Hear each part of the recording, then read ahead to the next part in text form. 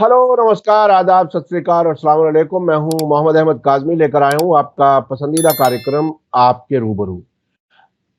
Israel फिलिस्तीन जंग और खुद फिलिस्तीनी कॉज की नब्ज को समझने वाले फिरोज मीठी बोरवाला साहब से आज फिर बात कर रहा हूं। पिछले तकरीबन 15 महीने से जो जंग जारी है उसमें आप कई इंटरनेशनल कॉन्फ्रेंसेस को में शरीक हो चुके हैं, जिसमें मॉस्को, कराकास, तेहरान, इस्तांबुल और कई जगहों पर, और मुसलसल वो राब्ते में है उन इलाके की लीडरशिप्स के। और समझना यह है कि आखिर तकरीबन 1 महीना हो गया सीरिया में बशार अल असद की सरकार को गिरे हुए। अभी क्या कुछ होने वाला है? अभी लगता ऐसा है कि जीसीसी मुल्कों ने बहुत नजदीकी जाहिर की है। यूरोप, अमेरिका, उन मुल्कों के नुमाइंदे मुसलसल दमिश्क का दौरा कर रहे हैं, लेकिन रेजिस्टेंस भी शुरू हो रही है। और वहां क्या कुछ हो सकता है, कैसे हालात हैं? उधर हुती अंसारुल्लाह मुसलसल इजराइल के खिलाफ हमले कर रहे हैं हाइपरसोनिक मिसाइलों के जरिए। उधर ईरान है जो निस्बतन जरा खामोश नजर आ रहा है। क्या कुछ है? फिरोज मीठीपुर वाला साहब, मैं सीधे सवालात की तरफ आ रहा हूं। क्या कुछ देख रहे हैं सीरिया में? क्या कुछ हो रहा है, क्या लगता है आपको? सीरिया को लेकर ये मैं बात करना चाहूंगा कि it's a very depressing situation कि आज अल-कायदा, आइसिस, जबहत नुसरा, जिसका नया नाम है हयात तहरीर अल-शाम, है तो वही विचार के क्योंकि जोलानी तो सीरिया के अल-कायदा और जबहत नुसरा के हेड थे। और आज वेस्टर्न वर्ल्ड ने जिसको आतंकवादी करार किया था, जिसपे $10 मिलियन का बाउंटी था, आज उसको लीडर करके सीएनएन, बीबीसी सब प्रेजेंट कर रहे हैं। सूट पहना लिया है, सब सफेद शर्ट, सूट, टाई पहनकर घूम रहे हैं। वेस्टर्न वर्ल्ड का पूरा व्हाइट वॉशिंग चल रहा है उनके लिए। तो ये एक बहुत बड़ी ट्रेजेडी है सीरियन सोसाइटी के लिए, क्योंकि मैं सीरिया काफी बार जा चुका हूँ, 5-6 बार जा चुका हूँ, और मैंने एक सेक्युलर सोसाइटी वहाँ देखी है, जहाँ लोग अपने आप को सुन्नी, शिया, अलवी, शिया, क्रिश्चियन कुछ बोलते नहीं है। हम सीरियन हैं और एक बहुत स्ट्रॉन्ग एक नेशनल आइडेंटिटी है। आज हम लोग देख रहे हैं कि ये अल-कायदा के लोग बंदूकें लेकर सड़कों पे घूम रहे हैं, पूछ रहे हैं कि तुम सुन्नी हो या शिया हो, अलवी हो। ये हाल ये लोग ने आज कर दी है सीरिया के। मगर कल मैंने एक वीडियो देखा, सड़कों पे एक बहुत बड़ा जुलूस था नौजवानों का। मतलब मैं तो सरप्राइज था। एक सीरियन दोस्त ने पोस्ट किया था। तो वहाँ वो क्लियर बोल रहे कि ये हमारा सीरिया है, हम हमारा सीरिया ये आईसिस और अल-कायदा के हाथ में नहीं जाने देंगे। और उसमें उइगुर है, चेचन है, ताजिक है, तुर्क है। ये सीरिया हमारा है और हम ये नहीं होने देंगे। तो एक बहुत बड़ा जुलूस था सड़कों पे, और उनके आगे पीछे कोई बंदूक लेकर मैं देख रहा था कि ऐसा कोई है नहीं। तो आई थिंक अभी सड़कों पे, गाँव-गाँव में, शहर-शहर में सीरिया के लोग रिलीज़ करना शुरू करेंगे। दूसरी जो बात है, कल मैं एक्चुअली क्यूबा का भी पढ़ रहा था। वहाँ भी भयंकर सिचुएशन है, क्योंकि सैंक्शंस ने क्यूबा को भी बहुत वीक कर दिया है।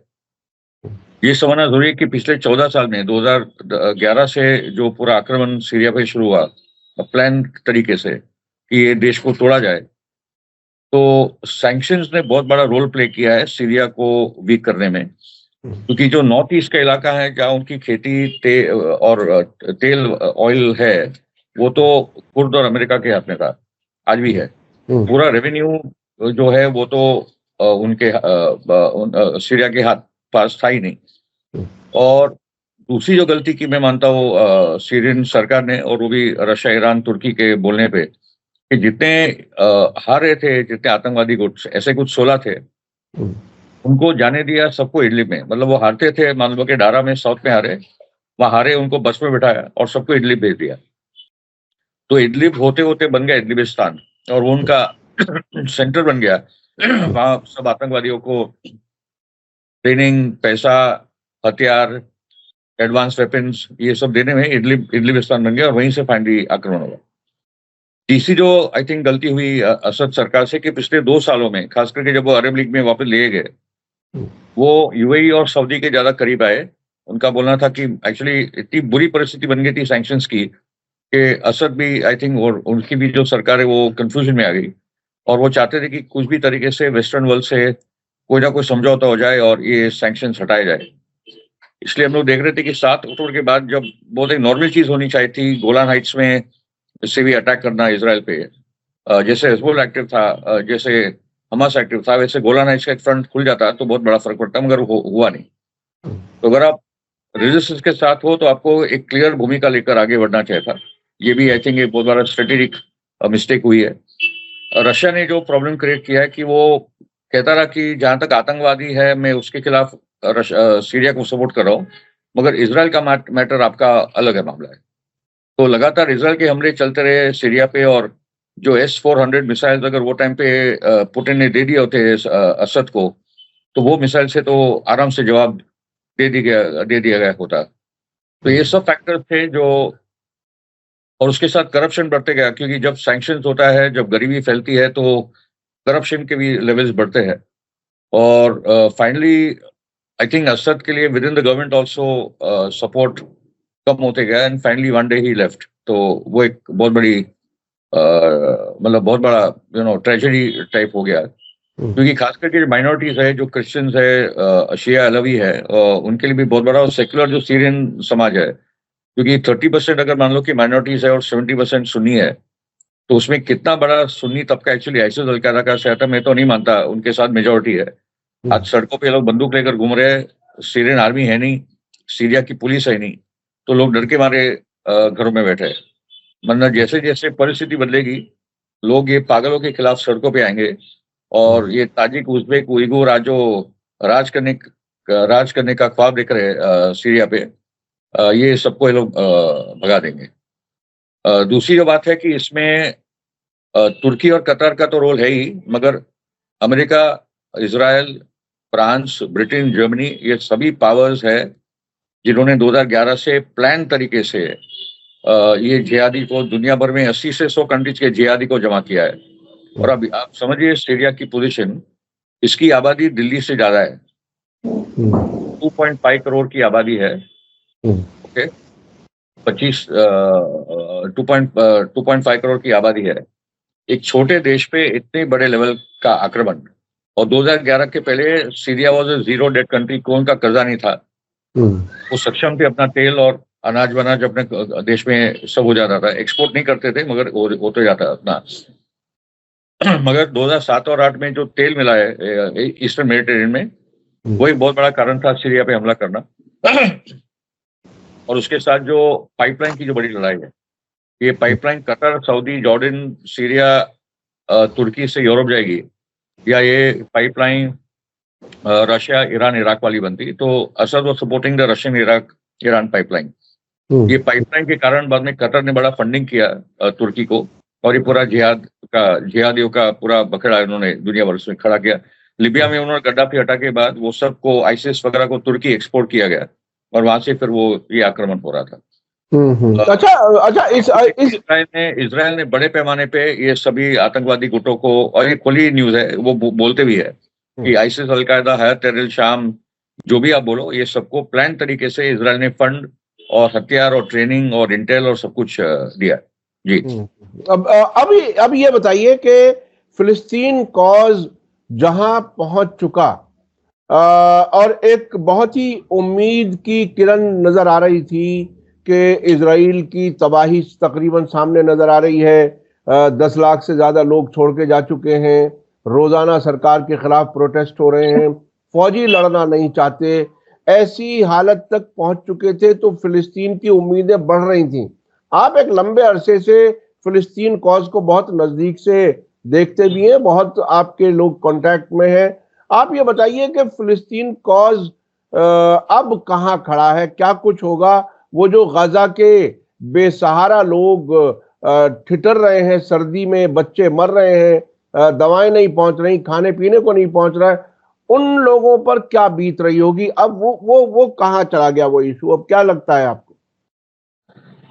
नहीं, उनकी आजादी की लड़ाई में 7 अक्टूबर का क्रांतिकारी दिन एक बहुत बड़ा उठाव था, जिसे हमारे वहाँ 1857 हुआ, हम लोग पिटे वापस खड़े हुए और फिर आजादी मिली। तो मैं मानता हूँ कि ये आजादी की लड़ाई में एक बहुत बड़ा कदम था फिलिस्तीनियों के और ये पूरे रीजन के लिए।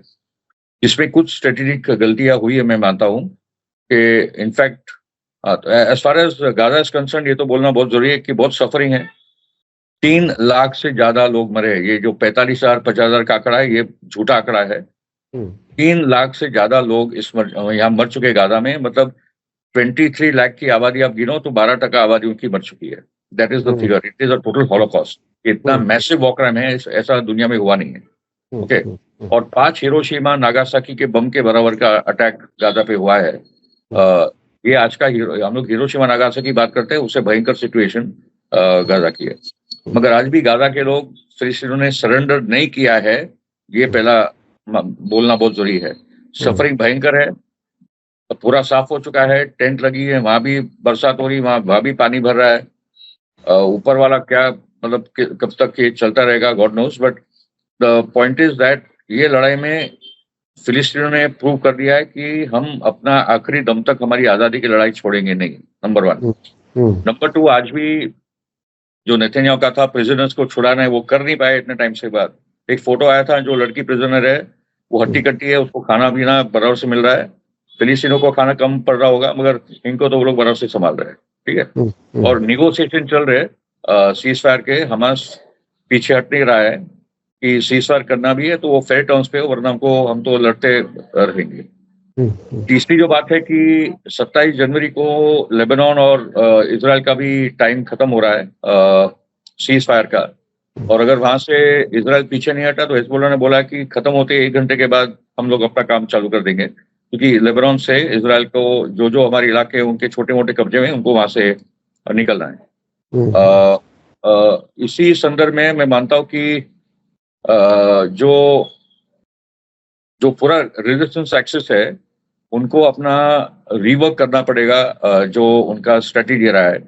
इसमें ईरान को ज्यादा प्रोएक्टिव रोल प्ले करना पड़ेगा। वो 1 प्रॉमिस और 2 प्रॉमिस और 3 प्रॉमिस में चलेगा नहीं, कुछ और उनको करने की जरूरत है। यमन ने अपना एक बड़ा काम जारी रखा है, मगर something more needs to be done by the axis of resistance, क्योंकि 7 देशों को जो लिस्ट था इजराइल का, उसमें से 6 को तो उन्होंने टारगेट करके बहुत मैं तो नहीं मानता कि हिजबुल्लाह वीक हुआ है, ना मैं मानता हूँ हमास वीक हुआ है।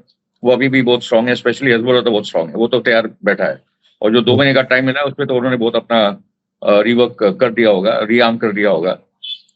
तो पॉइंट है कि अभी सीरिया का गिरने के बाद और इराक पे जो अमेरिका का प्रेशर है, हसन शाबी को भी बोल रहे कि उसको भी फोल्ड अप करो, कोई भी प्राइवेट मिलिशिया नहीं होनी चाहिए। आज हिजबुल्लाह नहीं होता तो लेबनान नहीं बचता। अगर हसन शाबी होता, पीपल्स मोबिलाइजेशन यूनिट नहीं होता, तो आईसिस के खिलाफ लड़ने लायक कोई फोर्स नहीं होता 2014 में।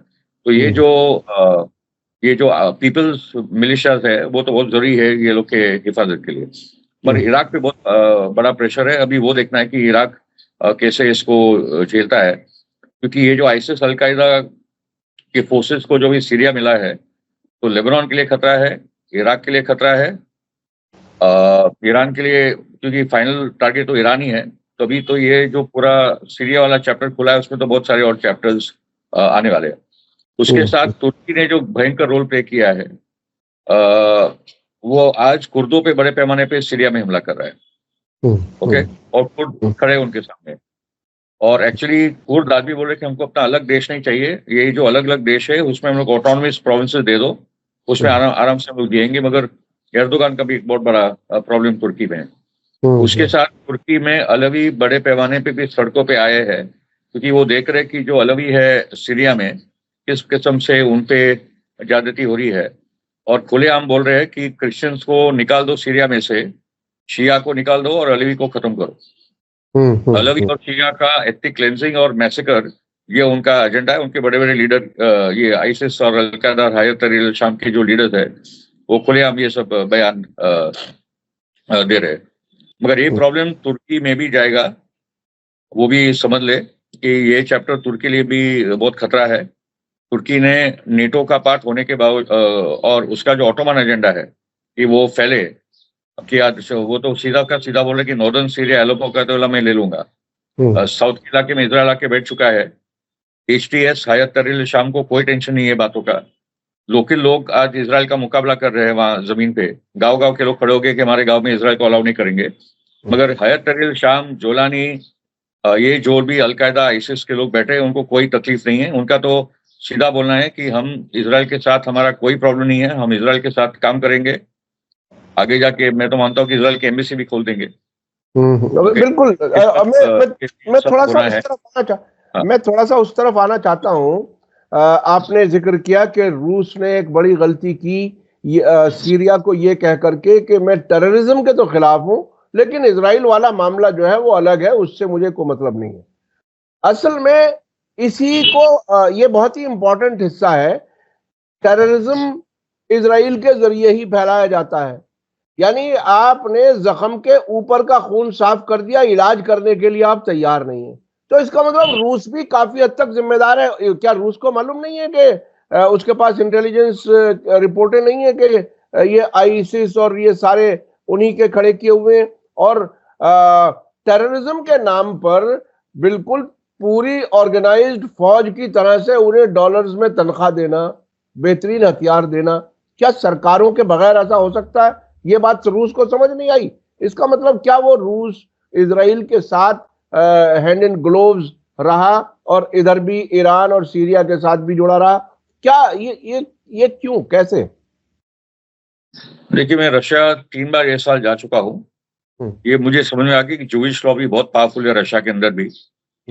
पुतिन पावरफुल तो है, मगर जूइश लॉबी भी वहां बहुत पावरफुल है, इकोनॉमिकली भी बहुत पावरफुल है। क्योंकि 1.5 मिलियन जो आबादी है इजराइल की, वो रशियन जूइश ओरिजिन के, जो 1990 के बाद गए। ठीक है, मतलब अगर 7 मिलियन की आबादी है इजराइल के अंदर, तो वहाँ 1.5 मिलियन तो रशियन जूस है, तो एक रशियन जूइश लॉबी है। उसके बावजूद भी रशिया ने सीरिया को बचाने का काम अभी तक किया था, कुछ तो टूटा है। मे बी यूक्रेन वाला प्रेशर का मामला या यूक्रेन के साथ बार्गेनिंग की कुछ बात हुई है, वो एक फैक्टर हो सकता है। रशिया और ईरान का एक साथ आना भी एक बहुत बड़ा अजूबा था कि ये कैसे हो गया। तो कुछ आई थिंक 70-80% अच्छी बात हुई है, मगर 20% बात जो पुतिन ने कुछ स्ट्रेटेजिक गलतियां की है, या जानबूझ के जो भी हुआ है, और जानबूझ का ही था कि वो इजराइल के खिलाफ पोजीशन लेने के लिए तैयारी नहीं था। अगर एक बार भी बोल देता नेतन्याहू को कि भाई सीरिया में तुम बंद करो, तो नेतन्याहू बंद हो जाता। तो कारण क्या था पुतिन का कि वो उसने अलाउ किया कि आईसिस अलकायदा के खिलाफ लड़ना है तो मैं मेरे एरियल बम्बार्डमेंट पूरा एयर कवर दे रहा हूँ, मगर इजराइल अगर अटैक कर रहा है तो मैं तुम्हें S-400 मिसाइल नहीं दूंगा।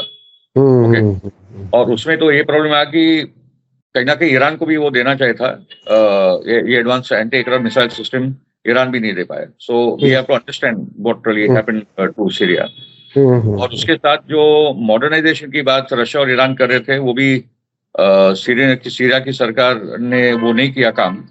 So there are questions that we need to ask now as to what really happened in Syria about the army, क्योंकि आर्मी ने तो बेसिकली कुछ लड़ाई नहीं हुई जब ये आगे from Aleppo to Damascus, Homs और हमाक होते हुए खास कोई लड़ाई भी नहीं हुई। एक्चुअली हुआ क्या है, और ये आर्मी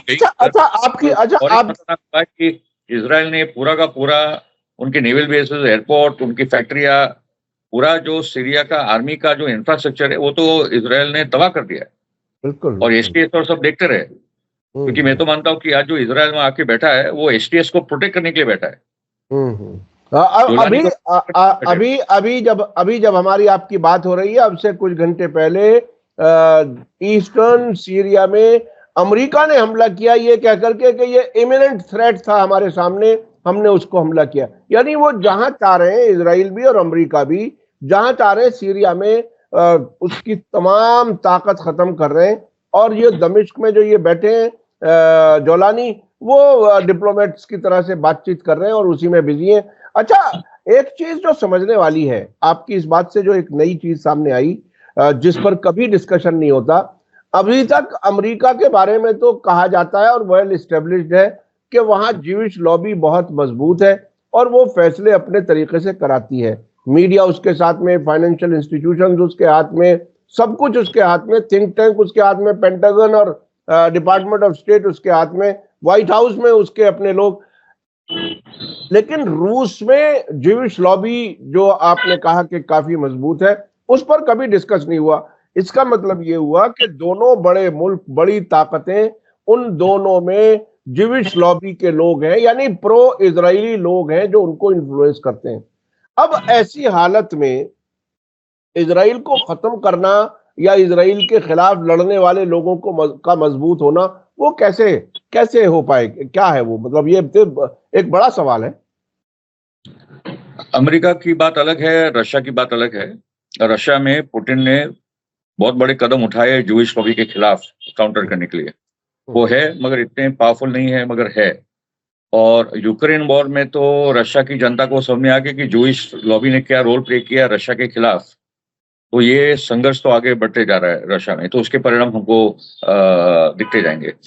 और दूसरी बात है कि वेस्टर्न क्रिश्चियनिटी पे जो क्रिश्चियन जायनिज्म हावी है, वैसे रशियन ऑर्थोडॉक्स क्रिश्चियनिटी में वो बात नहीं है। इसलिए हम लोग देखेंगे कि यूक्रेन में रशियन ऑर्थोडॉक्स चर्चेस को बैन किया गया है, रशियन ऑर्थोडॉक्स क्रिश्चियनिटी को बैन किया गया है। ये सब इन्होंने किया है, तो उसके सब नेगेटिव इम्पैक्ट जूइश लॉबी के खिलाफ रशिया में होने वाले हैं। ईस्टर्न यूरोप में काफी कुछ चल रहा है उसके खिलाफ। द अदर पॉइंट इज कि मैं मानता हूँ कि फाइनली जो हम लोग बोलते रहे कि finally it is the axis of resistance, जो लोकल देश है यहाँ के, ईरान, यमन, इराक, सीरिया वापस उठेगा मैं मानता हूँ, और हिजबुल्लाह, और यहाँ के जो वामपंथी नेशनलिस्ट फोर्सेज है, जो पेट्रियोटिक फोर्सेज है, ये इनको वो अपने आप को रीऑर्गेनाइज करके इजराइल के सामने वापस आ जाएंगे। ओके, क्योंकि अभी टाइम ज्यादा बचा भी नहीं। ट्रम्प आते ही जो बड़ा आक्रमण होगा वो ईरान पे होगा। इजराइल का आखिरी अभी जो बचा है कि ईरान पे बड़ा अटैक हो जाए और किसी भी तरीके से ईरान और अमेरिका और ये सब की वॉर हो जाए, तो वो अभी टारगेट है। वो भी देखता है कि ये क्या पत्ते अभी चैप्टर्स खुलने वाले हैं, जिसका मतलब है कि मैं मानता हूँ कि जो सीज फायर हुआ हिजबुल्लाह वाला, वो भी it was unacceptable, because Gaza एकदम अकेला पड़ गया था। ठीक है, मगर लेबनान के अंदर बहुत प्रेशर था दूसरी कम्युनिटीज का कि हम लोग कब तक पिटते रहेंगे पैलेस्टाइन के लिए, तो वहाँ का क्रिश्चियन और सुन्नी वगैरह वगैरह। मगर आई थिंक वो 2 महीने के बाद वापस वॉर चालू होने वाली है। It has gone nowhere, it has only helped Israel in many वे। जो इजराइल भी वो सीज फायर चाहता था, जिस दिन इजराइल और लेबनान का सो कॉल्ड सीज फायर हुआ, उसी दिन चंद घंटों के बाद इडलिब से ये लोग निकले, हायत तहरीर शाम और अलकायदा, आईएसआईएस वगैरह वगैरह, और उन्होंने जाके अलेप्पो का टेक ओवर किया। तो ये पूरा कोऑर्डिनेशन के साथ हो रहा था इजराइल और तुर्की के बीच में। Qatar, Britain, France, Germany, America, ये सब पूरा कोऑर्डिनेशन के साथ हो रहा था। ये सीरिया पे भी जो आक्रमण फाइनल हुआ। और अभी पॉइंट ये है कि ये लड़ाई अभी कैसे लड़ी जाए नए तरीके से, वो इन लोगों को बहुत सारा, मतलब जनरल सोलेमानी होते तो बहुत सारे आंसर्स मिल जाते। तो अभी ये देखना है कि अगले कदम एक्सेस ऑफ रेजिस्टेंस के क्या होते हैं। एक तो पहले लेबनान में आई थिंक फाइटिंग वापस शुरू हो सकती है, अगर इजराइल हटा नहीं तो वो 27 जनवरी को देखते हैं कि क्या क्या कदम उठाए जाएंगे। सीरिया में उठाओ वापस कैसे उठाए आम लोगों का, क्योंकि मैं तो मानता हूँ कि लाखों लोग सड़कों पे आने वाले इनके खिलाफ। अच्छा मिठी बोरवाला साहब, आपने लेबनान का जिक्र किया, इजराइल लेबनान सीज फायर का। पहला बयान हमने 3-4 दिन पहले देखा हिजबुल्लाह की तरफ से कि अगर इजराइल ने साउथ लेबनान से पूरी तरह से विड्रॉ नहीं किया तो जंगबंदी की मुद्दत खत्म होते ही हम अपनी कार्रवाई शुरू कर देंगे। अब एक ताजा स्टेटमेंट इजराइल की तरफ से आया है, वो ये कहता है कि हिजबुल्लाह वहां से विड्रॉ नहीं कर रहा है। तो यानी अब ये कह रहे हैं कि अगर इन्होंने विड्रॉ नहीं किया तो हम बाकी रहेंगे या हमले करेंगे। तो ये इक्वेट करने की कोशिश हो रही है, यानी वायलेशन कहीं और से और इल्जाम कहीं और। आपको क्या लगता है कि उस तरह की कुछ चीजें आपने भी देखी हैं क्या? इजराइल तो ये करते रहेगा, और हिजबुल्लाह ने जो टर्म्स और कंडीशंस है, उन्होंने तो मतलब जो लेबनीज आर्मी है अभी वो आगे आ चुकी है, हिजबुल्लाह पीछे हट चुका है। मगर रियलिटी के जो गांव है वहां बॉर्डर पे, वो हिजबुल्लाह के लोग हैं, वो तो अपने घरों में जाके रहने वाले। तो इजराइल बहाने बनाते रहेगा। वो तो जिस इलाके में आता है वो छोड़ के नहीं जाता जब तक वो मार खा के नहीं निकलता है। तो सन 2000 में वो लेबनान से निकल गया, शिबा फार्म्स उनके इलाके में रहा। 2006 में वापस अंदर आया था, वापस मार खा के भागा। इस बार भी आया था, वो कुछ खास कर नहीं पाया इतनी लंबी जंग के बाद भी। तो हिजबुल्लाह के लोगों ने बहुत बड़ा त्याग दिया और उन्होंने बता दिया कि इजराइल की आर्मी को लोग रोक सकते हैं। मगर इजराइल की स्ट्रैटेजी थी कि सिविलियंस को मारो बेरूट में, साउथ लेबनान में, वो जो पूरा था वो बहुत ज्यादा हो गया लेबनान को संभालना। तो वो प्रेशर आया, लोकल प्रेशर बहुत आया हिजबुल्लाह पे कि अभी ये जंग को बंद करो, लेबनान को बहुत ज्यादा नुकसान हो रहा है। तो वो एक बहुत बड़ा मसला था, मगर इजराइल भी चाहता था वो सीजफायर हो, क्योंकि वो भी कुछ खास कर नहीं पा रहा था। मगर उनकी स्ट्रेटेजी थी कि जैसे होता है सीरिया वाला चैप्टर खुलेगा और सीरिया में वो लोग कामयाब रहे वहां की सरकार हटाने में। और मैं एक मेरे कुर्दिश दोस्त के साथ बात कर रहा था, और ये बहुत इंटरेस्टिंग कॉन्वर्सेशन है कि जो कुर्दिश इलाका है नॉर्थ ईस्ट में, वो सबसे स्टेबल इलाका है। और जो कुर्दों ने एक्चुअली उनकी जो पॉलिटिकल डेमोक्रेसी का जो एक्सपेरिमेंटेशन पिछले 11-12 साल 14 साल से किया है, उसमें वो लोगों ने लोकल कम्युनिटी जैसे हमारी पंचायत वगैरह होती है वो लेवल तक उन्होंने बना दी है। और ये मल्टी एथनिक है, कुर्द भी है, अरब भी है, क्रिश्चियन भी है, ऑल टाइप्स ऑफ जो कम्युनिटीज है वो लोगों ने मिलकर। और कुर्दों की आबादी को 2 मिलियन है, मगर वो इलाके में कुछ 5 मिलियन। अगर 25 मिलियन की आबादी है तो उसमें से 5 मिलियन तो आज उस इलाके में रहता है। और जितने फोर्सेज है वो सब आज कुर्दों से बात कर रहे हैं, क्योंकि कुर्दों ने कहा कि एक इंक्लूसिव गवर्नमेंट बननी चाहिए 3 महीने के बाद। अभी तो कोई सरकार नाम की चीज नहीं है, मगर 3 महीने के अंदर उनको एक इंटरिम गवर्नमेंट बनानी है जो ऑल इंक्लूसिव होगी, जिसमें सुन्नी भी हो, शिया भी हो, अलवी हो, क्रिश्चियन हो, ड्रूज हो, कुर्द हो, ये सब जो 5-6 जो बड़े कम्युनिटीज है उनकी एक सरकार बने। और फिर उसमें से कॉन्स्टिट्यूशन और ये सब की बातें चले, क्योंकि जो कुर्द है वो बेसिकली लेफ्टिस्ट है और वो तो नहीं चाहते कि कोई सीरिया इस्लामिक बने। क्योंकि मैंने कल पोस्टर देखे लगाना जो लग रहे कि औरतों के ऐसे कपड़े पहनने चाहिए, आप इस्लाम के खिलाफ कुछ भी बोलोगे तो तुम्हारा ये हाल होगा, वगैरह वगैरह। ये सब एक इस्लामो फैशनिज्म जिसको मैं बोलता हूँ, एक इस्लामिक डिक्टेटरशिप, अभी वो लाने की बात कर दी है। क्योंकि एक सोसाइटी में आप खुले रूप से धर्म की टीका करो, क्रिटिक करो, वो होना चाहिए, नहीं तो समाज आगे बढ़ेगा। ठीक है, तो ये पूरा एक इस्लामिक डिक्टेटरशिप अभी आने वाली है, वो घुटन होने वाली लोगों को। क्योंकि मैंने सीरिया की औरतों को देखा है, वो 2-2, 3-3 बजे तक हम लोग जब होते थे मीडिया हाउसेज में, तो वो टी शर्ट जीन्स पहनकर अपना काम भी करती थी, 3 बजे गाड़ी चलाकर निकल भी जाती थी वॉर के दौरान। ओके, और अगर यहाँ पूरा बुरखा और निकाब और सब होने वाला है तो घुटन से तो उठाव होगा सीरिया में, ये सब ज्यादा चलेगा नहीं। मगर आज बैलेंस ऑफ पावर तो थोड़ा तो इनके पास है, मगर मैं मानता हूँ कि जनता सड़कों पे उतरेगी इनके खिलाफ। एक बहुत बड़ा सीरिया पर रूल करना इतना आसान नहीं होगा, जनता सड़कों पर आएगी। अच्छा, एक सबसे अहम पहलू एक्सिस ऑफ रेजिस्टेंस का इस वक्त यमन की तरफ से होने वाले हमले हैं इजराइल के खिलाफ, उनको आप किस तरह से देख रहे हैं? क्योंकि वहां मुसलसल हर जुमे में बहुत बड़ा प्रोटेस्ट होता है, पूरे मुल्क में रैलियां होती हैं, मिलियन मार्च, अब उसे मिलियन भी नहीं कह सकते, कितने मल्टी मिलियन लोग होंगे जब अलग अलग लोग हर शहर में तकरीबन हो रहा है, और एक एक शहर में कई कई जगहों पर भी होता है, और वो प्रोटेस्ट हो रहे हैं और हाइपरसोनिक हमले हो रहे हैं जिनको इजराइल नहीं रोक पा रहा है। इजराइल की तरफ से धमकियां हैं कि अब हम यमन की तरफ हमले करेंगे, यानी हमारा फोकस अब इसके बाद इधर होगा। ब्रिटिश और अमेरिकन जहाज आते हैं, हमला करके चले जाते हैं इजराइल की मदद करने के लिए, लेकिन वो कहते हैं कि हमारी सपोर्ट जारी रहेगी, हो जाए कुछ भी।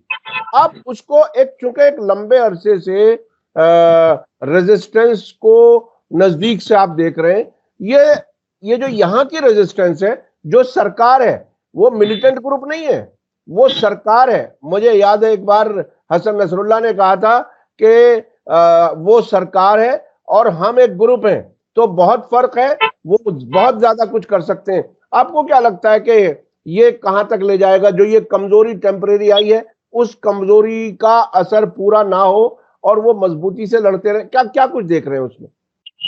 यमन तो एक अजूबा है। यमन के लोग हूती अंसारुल्लाह, तो मतलब आज भी स्टारवेशन लेवल्स है, दुनिया के गरीब देशों में है। क्योंकि ये जो लगातार war Saudi led Islamic NATO जो बना दिया था 36 देशों का, जिसमें अमेरिका, फ्रांस, ब्रिटेन सब लगे थे यमन को खत्म करने में, अंसारुल्लाह को, तो वो कर नहीं पाए। आज पहले से बहुत ज्यादा ताकतवर हो गए। हम श्योर कि उनको टेक्नोलॉजिकल मदद ईरान और एक्स ऑफ रेजिस्टेंस से मिल रही होगी।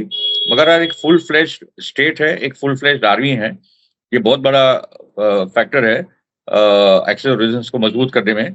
और पैलेस्टाइन के साथ जो फोर्सेस जो खड़े हुए, आज भी वो अपने कपड़े के साथ चप्पल में घूम रहे हैं, और बड़े बड़े हवाई जहाज और एयरक्राफ्ट कैरियर उनके सामने कुछ कर नहीं पा रहे। इसराइल की जो स्ट्रेटेजी है कि जो साउथ में जो यूएई बैक्ड फोर्सेस है यमन में, उनको मदद करके हुतियों के खिलाफ लड़ा जाए, वहां एक सिविल वॉर हो जाए, मगर अभी तक वो हो नहीं पा रहा है। आई थिंक यमन के काफी लोग अभी अंसारुल्लाह के साथ जुड़ रहे हैं और पैलेस्टाइन के लिए एक हो रहे हैं, क्योंकि यूनाइटेड अरब एमिरेट्स का एक बहुत बड़ा खतरनाक रोल है यमन में, क्योंकि जो सोकोत्रा आइलैंड है वहाँ यूएई और इसराइल का साथ में एक बेस बना है। सोमालिया के जो टुकड़े हो गए सोमालीलैंड और सोमालीलैंड में भी इसराइल का रोल है, और वहाँ यूएई के साथ एक बेस बना रहे, और वो जो जिबूटी पोर्ट है वो राइट अक्रॉस यमन है और रेड सी के उस पार है। तो एक पूरी तैयारी चल रही है यमन को घेरने की, मगर आई थिंक अंसारुल्लाह बहुत पावरफुल है। वो तो तैयार ही बैठे कि अब लोग आ जाए, वो रोज हमले हो रहे उनके पोर्ट्स पे, उनके इंफ्रास्ट्रक्चर पे, मगर ये लोग ने इतना झेला है कि वो और भी झेलने के लिए तैयार है। मगर उसके साथ उनकी ताकत इतनी बढ़ चुकी है, उनकी मिसाइल्स और इंटरकॉन्टिनेंटल ICBMs वगैरह की, कि इसराइल को, क्योंकि जो एलात पोर्ट है इसराइल का वो तो बंद पड़ गया है, रेड सी वाला वो सुएज कैनाल का पोर्ट ही उनका बंद हो गया एक्चुअली।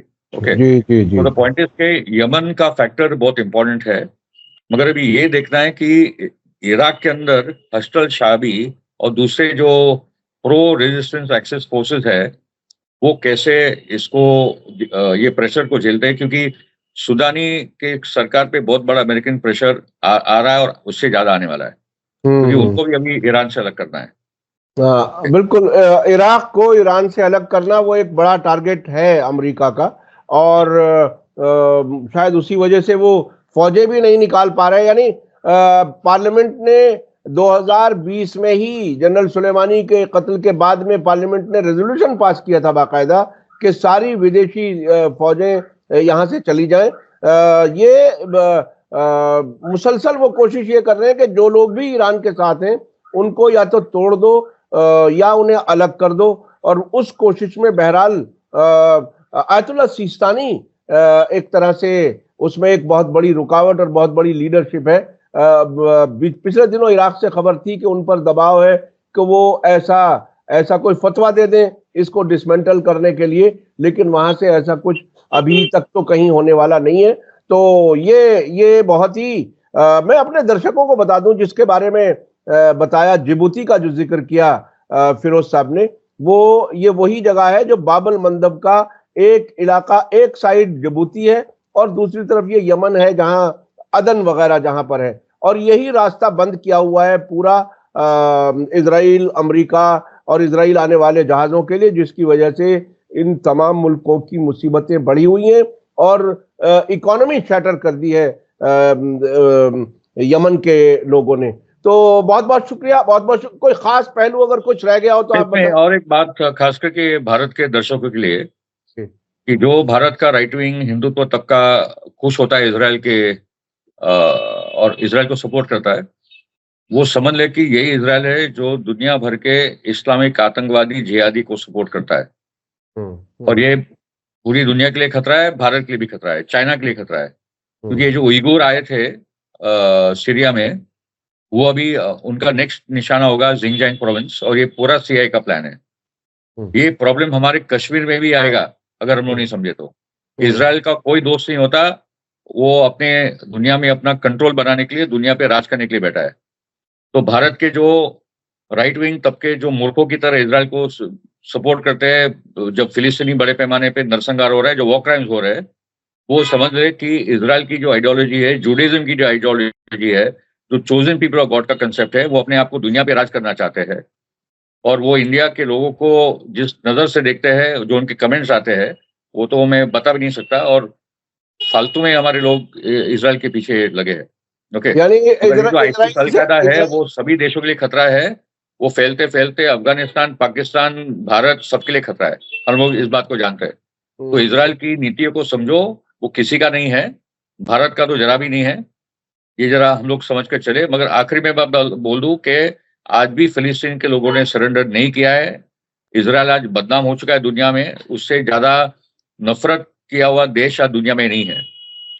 यानी Okay. इजराइल Pilot ने- इजराइल जो है वो भारत के लिए भी बड़ी मुसीबत खड़ी कर सकता है। वो आतंकवादियों को दुनिया भर में मदद करता है और वो कश्मीर में भी गड़बड़ी कर सकता है। मैं अपने दर्शकों को अक्सर कहता हूं कि जहां भी अमेरिका और इजराइल पहुंचते हैं दोस्त के तौर पर, वो वहां से तबाह करके निकलते हैं। और ये बहुत मुल्कों में हमने देखा है। हिस्ट्री अगर हम आंख खोल करके पढ़ें तो समझ में आ जाता है कि ये किसी के दोस्त नहीं है। बहुत बहुत शुक्रिया फिरोज मीठीपोर साहब, आपने बहुत ही अहम बात कही भारत के दर्शकों के लिए। और राइट विंग आरएसएस किस्म के लोग जो खुश होते रहते हैं मुसलमानों की तबाही पर, वो अगर तबाही इजराइल के जरिए हमारे यहाँ भी किसी भी शक्ल में आती है, वो कितना बड़ा नुकसान हमारे लिए होगा, आंखें खोल करके देखने की जरूरत है। भारत बहुत बड़ा देश है। भारत को तोड़ने के लिए जैसे बाकी के देश वो तोड़ दिया यूरोप वगैरह में, और हम देख रहे हैं हमारी आंखों के सामने वहां क्या हो रहा है। भारत और चीन भी उनके निशाने पे है। चीन पहले होगा या भारत पहले होगा, मगर इतने बड़े देश अमेरिका और इजराइल को चाहिए नहीं। उनको छोटे छोटे टुकड़े चाहिए जिसपे पूरा राज कर सके। तो अमेरिका और इजराइल हमारे दोस्त नहीं है, भारत के लोग समझ ले। बिल्कुल, दुनिया के मुल्कों के, बड़े मुल्कों के छोटे छोटे टुकड़े करा करके अपने कब्जे में अपनी हुकूमतें, अपने मिजाज की हुकूमतें कायम करना और वहां से लूटना, जिस तरह से अरब मुल्कों को उन्होंने मुसलसल लूटा हुआ है और पूरी तरह से कंट्रोल किया हुआ है। बहुत बहुत शुक्रिया मीठीपोर साहब, आपने वक्त दिया हमें और आपने भारत के लोगों को भी एक तरह से समझाने की बात कही। और हमें उम्मीद है कि हमारी सरकार भी इसको सुन रही होगी, समझ रही होगी। गौर करें, समझें। देशभक्ति वो है जो देश के लिए वाकई अच्छा हो, वो कुछ किया जाए, ना कि दूसरे की हमदर्दी में हम अपने घर में आग लगने दें। यह कोई बहुत समझदारी की बात नहीं है। बहुत बहुत शुक्रिया। इसी के साथ मुझे दीजिए इजाजत। धन्यवाद, शुक्रिया। जय भारत, जय हिंद। मीडिया स्टार वर्ल्ड के और वीडियो देखने के लिए हमारे चैनल को सब्सक्राइब करें और सीधे नोटिफिकेशन पाने के लिए बेल आइकन दबाएं। और अगर हमारी खबर सच्ची और अच्छी लगे तो अपने व्हाट्सएप, इंस्टाग्राम, फेसबुक और ट्विटर अकाउंट पर जरूर शेयर करें।